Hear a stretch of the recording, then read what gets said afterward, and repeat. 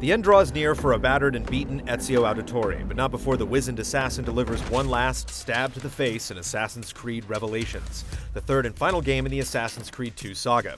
As much as we've grown fond of them, Revelations marks the final appearances of both Ezio and Altair, setting the stage for a stirring conclusion and a host of answers behind some of the series' greatest mysteries. While we've yet to crack the code behind the Animus and its enigmatic stores of data, the first few sequences in the single-player campaign reveal a game just as ambitious as its predecessors, set in a bold new land where past and present meet, both figuratively and literally. It seems a fine place to call home. In the twilight of his long and bloody career, Ezio discovers the existence of a mysterious weapon sealed long ago by his ancestor Altair.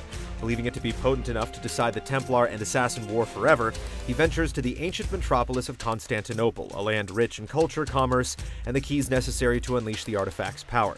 There he meets up with his contact, Yusuf, a charismatic young leader of the local assassin guild. Knowing a thing or two about dealing with Templars, Ezio certainly has much he could share with this anxious new disciple. But even then, Yusuf makes it immediately clear that even an old assassin can learn some new tricks. Where is your hook blade? My hook blade. You've never seen one? Show me how it works. Chief among them is a new assassin implement called the Hook Blade, a local favorite that pulls double duty as a close-range weapon and clever traversal tool. Besides being handy in extending the effective range of your jumps and grabs, it also finds some use with the zip line scattered across each rooftop, giving the Eagle of Florence yet another method to sink his talons into his foes from above, as well as a quick means of transportation through the city's vast and teeming districts. Paired with an upgraded Eagle Sense and the ability to craft customizable bombs with various effects, Ezio comes equipped in Revelations as a more versatile solo combatant than ever before.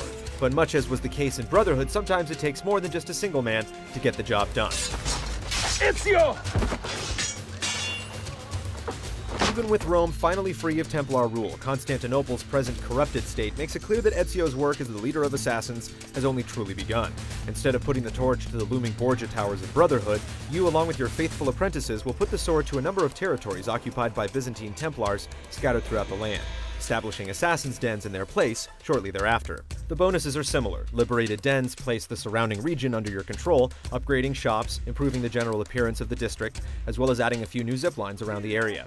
Even the faction-neutral Ottoman guards will be less likely to attack, and may even pick fights with the Byzantine Templars instead. Unlike Brotherhood, however, these dens can be taken back at any time, requiring you to either make a personal appearance, or send one of your lackeys to do the dirty work instead.